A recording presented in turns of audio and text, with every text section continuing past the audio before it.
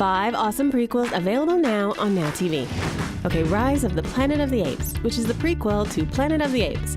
James Franco is a super serious scientist getting up to some super serious monkey business.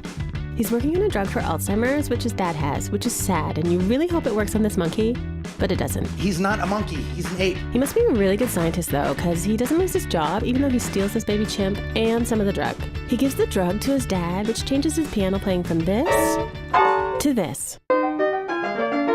But that's not really what this movie's about. It's more about the baby chimp Caesar, who grows up right before our eyes and is pretty lovable. And because of the drug, really clever. But when the girl from Slumdog says, I love chimpanzees. I'm also afraid of them. you know this can't go on forever. And it doesn't, as Caesar bites a guy, goes to ape jail, and stages a breakout. Probably because that Harry Potter kid is really mean to him. Even though he says that famous line from the original film, Take your stinking paw off me, you damn dirty ape! we still don't like him. There's loads of references to the previous future movie, like the Statue of Liberty, Charlton Heston on TVs, and the spaceship getting lost in space. Because that's what really good prequels do. Tell you things you already know. Just like in Casino Royale, where there's a load of references telling you this is a Bond movie. There's the title sequence, the bad guy with a scar, and the awesome stunt sequences. We also have an all-new Bond, James Bond. and a new kind of Bond girl who doesn't jump straight into his bed.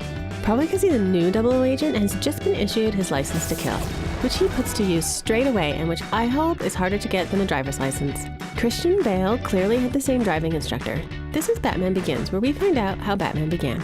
Are you ready to begin? Apparently not, because first we find him in a foreign prison looking pretty down and out, but with a little training, a little makeover, Morgan Freeman supplying him with gadgets, So what do you think? Does it come in black? and Michael Caine supplying the drinks, he becomes the crime-fighting Avenger we know and love. I'm Batman. Which is lucky, because his mansion is built on top of a Batcave. It's also lucky he's rich enough to support his double identities and pay for all that bat equipment, as he goes head-to-head with Liam Neeson in a beard, Cillian Murphy in a sack, and Katie Holmes in a tight sweater. Truly epic stuff. But sometimes one Avenger isn't enough. You need a whole team. You ready for this? Let's find out. Like in X-Men First Class, which is about the first class of X-Men. James McAvoy is Professor X, who teams up with Jenny Lawrence as the Blue Girl and Michael Fassbender as Eric. I prefer Magneto. Apparently, all this began because Kevin Bacon stole Magneto's helmet and started the Cuban Missile Crisis. But don't worry, James takes him on with his class of mutant kids who have good hearts and kind of underwhelming skills, like the stripper butterfly, the fiery hula hoop guy, the blows really hard guy, and the blue Sasquatch with some pretty unpleasant feet. Don't mock me. But none of their skills match Magneto's ability to flip coins at drawings of Kevin Bacon.